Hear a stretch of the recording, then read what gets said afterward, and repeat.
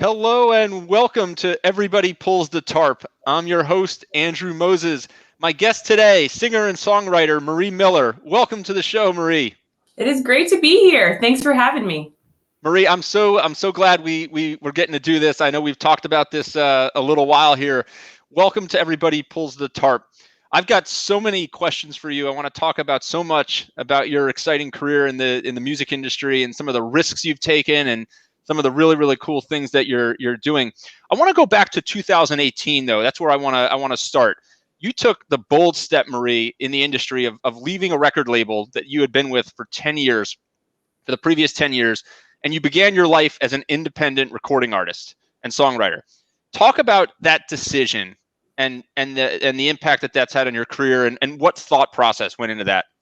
Yeah, well, I had been with the same label for 10 years, and I had been making music that was similar to what I had been making 10 years before. And I kind of grew up performing. And so the music was younger and also poppier than what I wanted it to sound like, and also lyrically a little less serious. So I was growing up and ready to sing songs that are a little more serious. And also I grew up playing bluegrass music and wanted to return to a folkier sound. And I was with a country pop label that, we had so many discussions, and finally kind of shook hands and just knew it was time for me to go off on my own.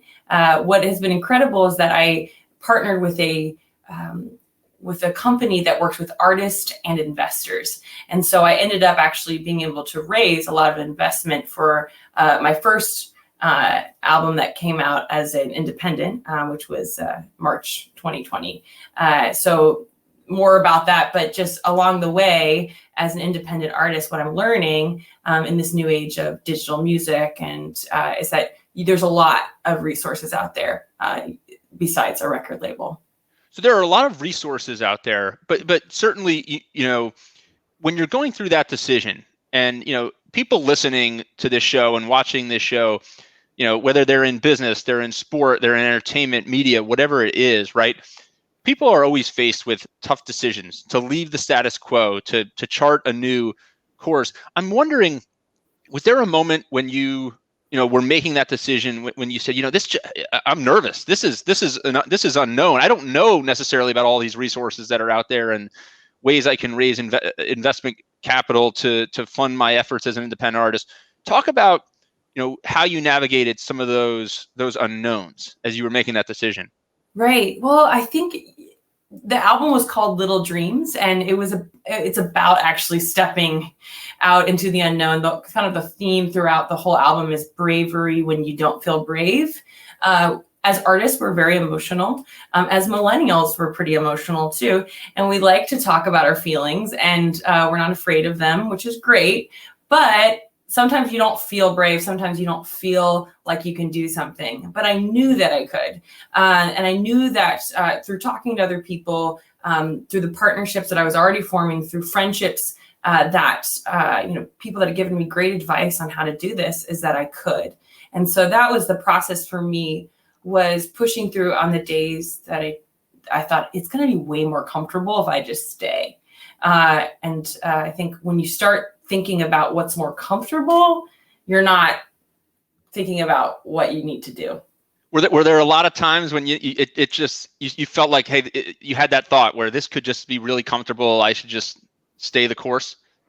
Yeah, all the time, because an artist is, you're self-promoter. You're the person that always has to be believing in yourself and telling how you kind of were telling the world all the time, like, listen to me, and which is kind of weird when you think about it. And so, yeah, I had a lot of different thoughts. I thought, should I stay with the label and just have that comfortable? Or should I do something totally different? Like stop doing music or do music as a teacher? Or I had a lot of different thoughts. But I think my soul is built to perform. And so there was nothing to be done but to continue doing this. So your soul is built to perform, as you say. Mm-hmm. So I'm always curious, when was the first time you picked up an instrument and realized, hey, I might be pretty good at this? I started performing and playing very, very young. I was probably 5 or 6 with piano, but I also was acting too. So I kind of had a love of performing even before a love of music, or they kind of walked together. I just love the interaction between the audience and the performer is just, to me, is one of the best things in the world. So this show, as you and I have talked about, Marie, is called Everybody Pulls the Tarp. It's based upon a philosophy that I have, that great teams, great organizations are powered by individuals who contribute in unexpected ways. And one of the things that I've learned about you, Marie, through our prior conversations is the fact that when you made that shift to being an independent artist, the word is independent, but you're not necessarily alone. You, in a very entrepreneurial way, assembled a team of people around you, a network that you just described a little bit a few minutes ago. Talk about that team that you assembled, all the pieces that maybe the average listener or someone watching this show might not be aware of. They see Marie Miller perform, they see the music video, but what's going on behind the scenes? What's that team look like behind you, Marie? Right. So for the Little Dreams project alone, for the album that came out March 2020, I had a manager who managed kind of everybody else and myself. And we had a PR team, an amazing PR company called Missing Piece Group. And then I also have a distributing company called Tone Tree, which gets your music playlisted on Spotify and Apple Music. Make sure that it's on all the digital platforms and also promoted to those platforms. Let's see. Most artists have booking agents. I do not. And at this point where there's no performances, I'm good to go without a booking agent. It's really funny when I think about how that was. I've got old notebooks saying 2020 goals, get a booking agent, which means get someone to help you book venues so you can perform live for a lot of people. We're good on that for now. And so that's, and then, the music video was a director that I love so much that gave me an incredible deal. I worked with him in the label. And then, you're hiring a makeup artist and for photo shoots. And there's a lot of people that are there for some of it, but like throughout the whole sort of 9 months of creating, and then of course my producer, David Wimbish, who produced the album with me. So it's kind of, I'm thinking about them like, wow, like this is actually like a kind of a bigger team. And it takes a village to make an album. So much of this tarp pulling, mantra that I talk about, right, is also about doing small things and things that, you might not expect to make a big impact, but make a big impact. Were there things that when you went out on your own, were there things that you said, there's a lot more attention to detail that I have to or there's a lot more things I have to pay attention to. There's small things that I need to do that maybe I wasn't aware of or wasn't doing before that now make a big difference in not only the creative process, but everything as it pertains to what you're doing. Yes, I learned an incredible amount. And I think this is kind of very thematic to Little Dreams, because I say in the lyric, 1,000 kites on a string, just try and knock the wind right out of me. So it's like there's, our little dreams, our little acts create 1,000 kites on a string, which would be a pretty big scene in the sky. But it's a combination of little dreams or little pushes or little moments of creativity. And so I learned everything from, I had no idea how CDs were made because people still listen to CDs. And so we're about to go on tour.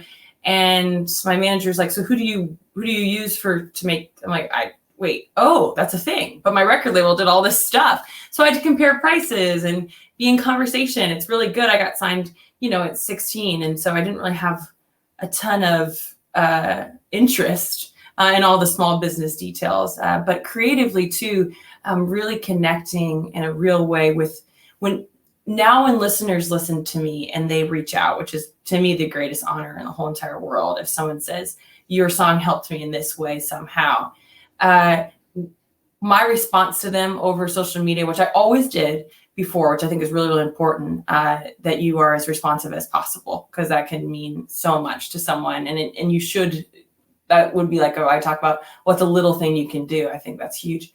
But also it's songs that I wrote with my whole heart. And so we're really having a conversation about my heart, which is weird because I don't know them. And so that's been really neat with this new record.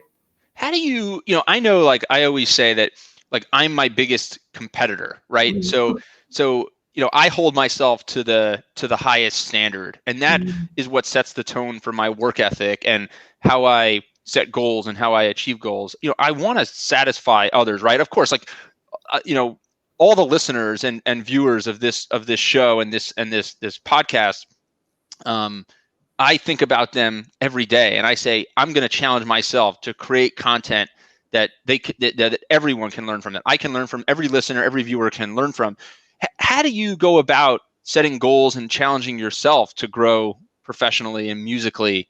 Even amidst all the success that you've had. Mm.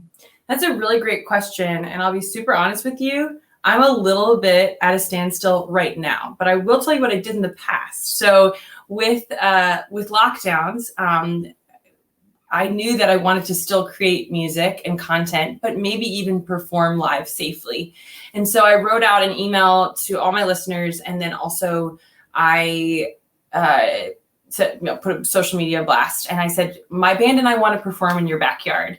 And so what we started doing is just going to listeners' backyards with maybe their COVID clan, maybe 8 to 10 people outdoors. And set up our own sound system and just kind of never go inside and always be 6 feet apart. But it works because it was the way we did it. Now, living in Virginia, where I live now, and kind of where I perform most is like Northeast and stuff. A little bit too cold to do that kind of stuff. I do have some listeners in like Florida and stuff, but you start to get, it starts getting a little complicated. But yeah, so I'm trying to figure out what's the next winter step with music, and I've got some ideas up my sleeve. But yeah, I will say, anyone listening out there, if you think of stuff, email me.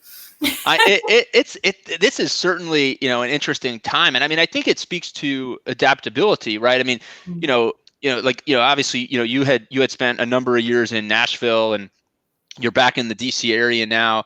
I mean, it's I think as you know, I spent a lot of time the last couple of years in Nashville, and it's tricky right now. I mean, trying to navigate the entertainment industry. I mean, when the pandemic started, did you just, I mean, did the change, was the change just kind of forced upon you, or did you say, hey, I'm gonna figure out a way to kind of reinvent how I deliver, what I do? Yeah, I think at first it was just kind of you're being pushed along, but then how do you use what is now lemons and make margaritas or whatever? And it's been really impressive to see some of my friends. It's been impressive to see the artists that I admire so much do really creative things and really do things for our community, because it is hard right now as artists, as entertainers, because really the way we make our money is through performing, and we're not able to do that in the same way. But also there's a ton of other people that have been hit so much harder financially, and then also who have gotten sick, who have lost loved ones. And so what I've been so impressed with artists, even though they're going through their own crisis, are doing, online benefit concerts and kind of calling all of us to come together as a community and use art where it always should be, which is to heal, to inspire, to bring hope when it doesn't feel like there's a lot of hope left. It's so inspiring, Marie, and it's just we've been talking a lot about some of the challenges and some of the adversity, but you have had some amazing success, and I want to talk about that. I mean, Imaginary Friend, 300,000 streams in the first 2 months, on Apple alone, an amazing success story. I've talked to you about this. I've talked to other songwriters in the past, and I was, one songwriter told me once, he said to me, Andrew, everybody always asks me, when was my big break? And I said, what do you tell him? He said, well, what I tell him is, I worked really hard for 10 years, and then one day I had a #1 hit. So talk a bit about a bit about Imaginary Friend and some of those other, mega success stories in terms of, downloads and streaming, because that's incredible. But again, people hear the success, they don't always see the work and the tedious effort that goes in behind the scenes.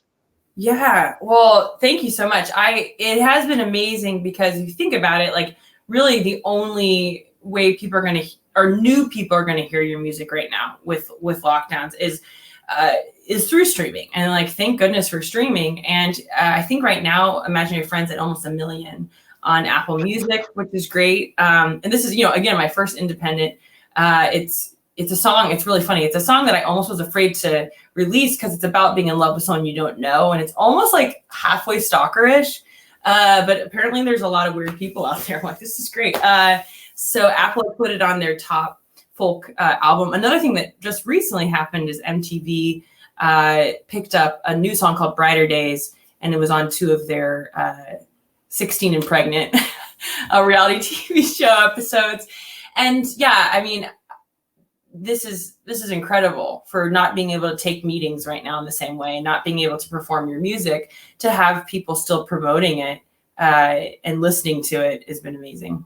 How do you stay driven? Like when you have that mega success, right? It's easy to say, okay, like success is just going to continue, but how do you stay focused on creating that next success, or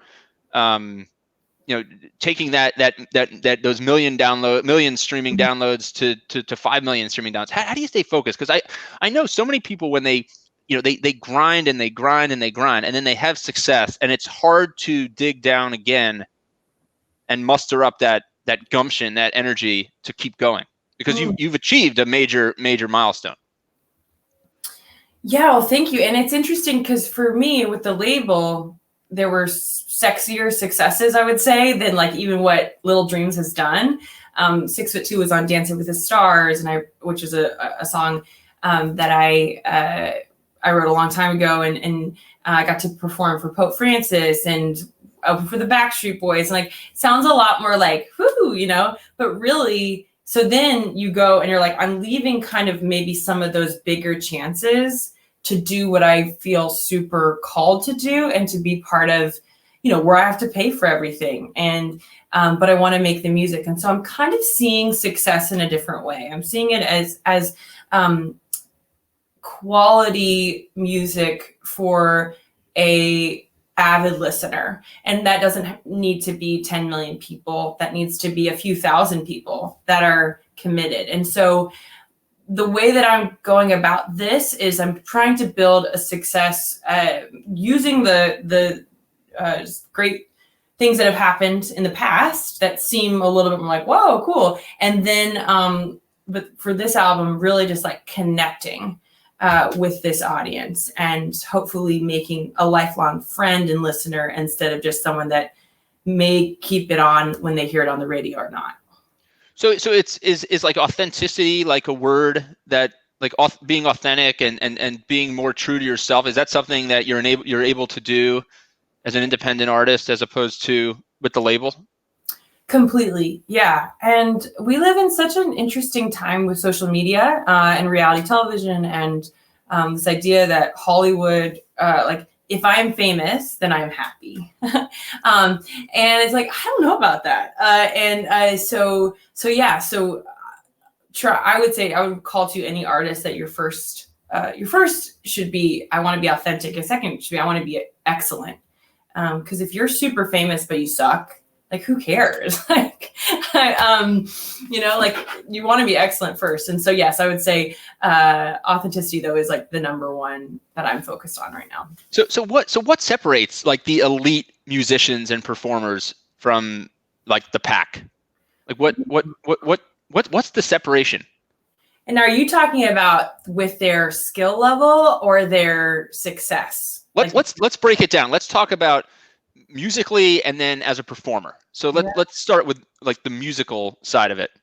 Well, I think there are so many insanely talented people out there that no one has heard of. There are people that that go to work for at a law firm and go home and play their guitar, and they're better than people that are doing it full time.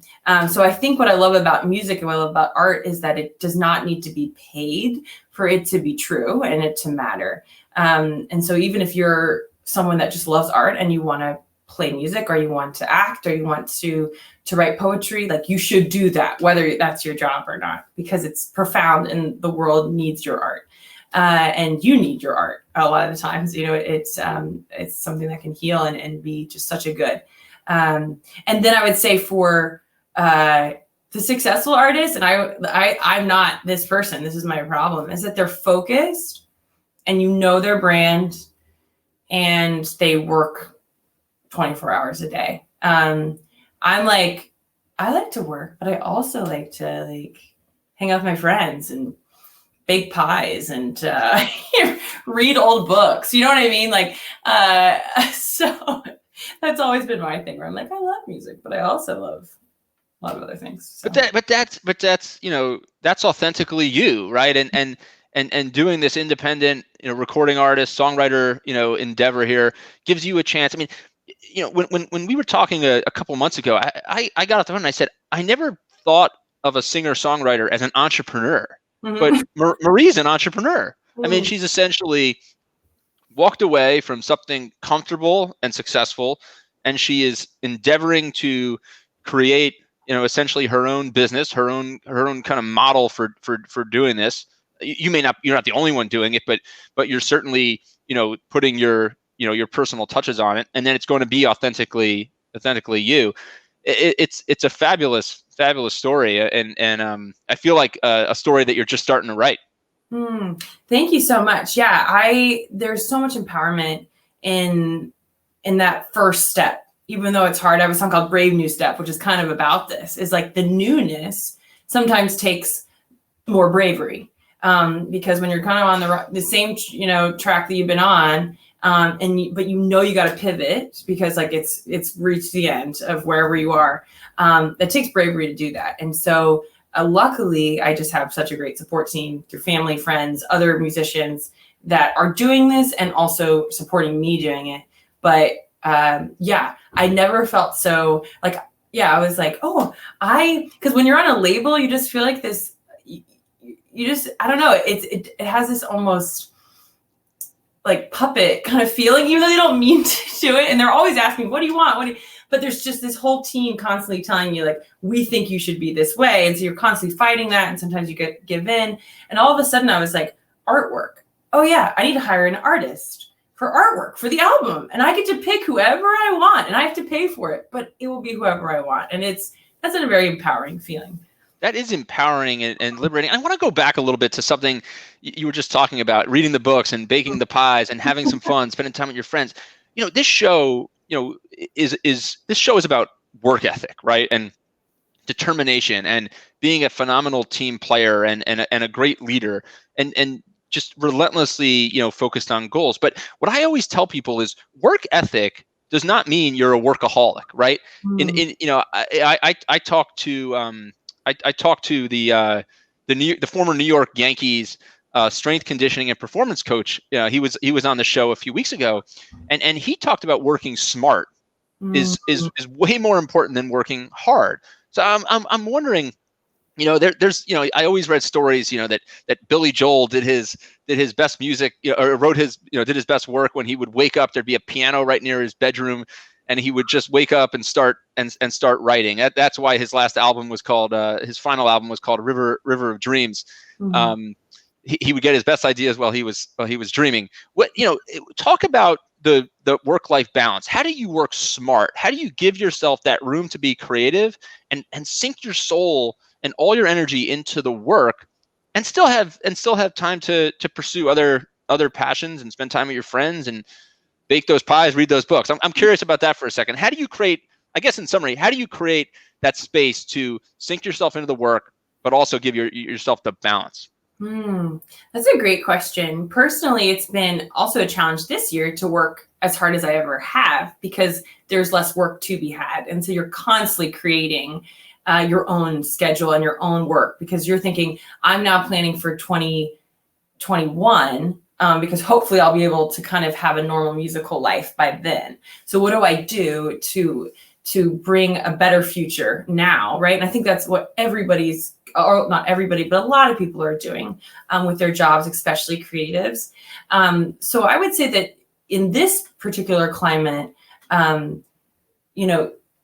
be smart with your fun experiences. Maybe, of course, you need to be with your friends and your family, as safely as you can, and to be part of people's lives as you can right now. But I would say that this is the time, if you are stuck, if you don't feel like, your work fun life balances, maybe it's a little more fun than work because you have more time and you're working from home. How do you choose some interesting hobbies, and also be thinking about how this could be a good thing for 2021. I think like being future minded is really good right now. When I was on the road prior to COVID, I have to answer two questions all the time now because it's just a totally different world for me. No, please. It was very, what I did is when I was on the road, that's all we did was just road stuff. And I would be thinking about songwriting. I would be, I basically would maybe go on a run like every morning, and then everything was about music. But then when I got home, everything was about family and the old books and the pies. And so for me, the balance was road is music, home life is home life. And so I don't know if this works for everyone, but for me personally, having the borders between those two. It's interesting. I mean, Marie, it's just incredible, right? How this pandemic's going back to February, March timeframe has fundamentally, changed the way so many of us, whether it's in entertainment, in sport, in business, media, have to operate. How everybody, I mean, my kids are going to school in our living room and in our kitchen. This is a whole new ball game. But what's interesting, what'll be interesting to watch is how this experience, once the pandemic is over and we're on the other side of this, and in hopefully a normal, quote unquote 2021, or hopefully it's normal in 2021.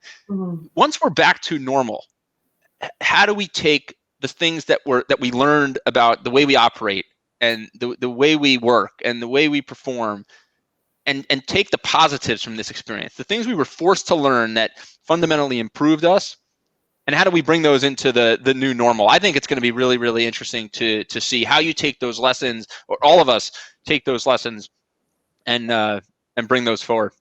That's a great point. And I do, there are some things that the pandemic is going to destroy, right? That's just the way it's been. It's been really, businesses have been hit so hard, but we can ask ourselves as entrepreneurs, so how, how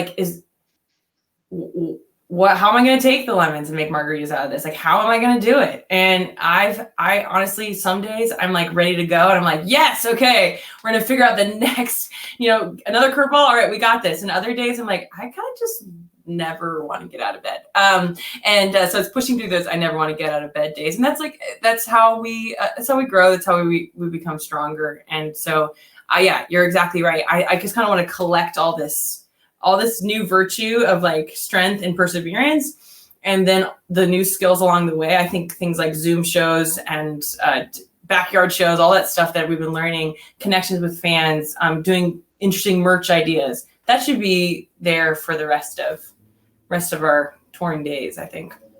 I sure hope it will, Marie. It's been so great having you here on Everybody Pulls the Tarp. To all my viewers, to all my listeners, pick up your phone, check out Little Dreams in the Apple Store. Where else can people find it, Marie? Spotify, YouTube, or on my website, mariemillermusic.com. Yeah. I can tell you guys, it is phenomenal. I love the work that Marie is doing. I love Marie's story. Marie, it's been so much fun diving into this with you the last 30 minutes or so. Thank you for joining Everybody Pulls the Tarp. Thank you for having me.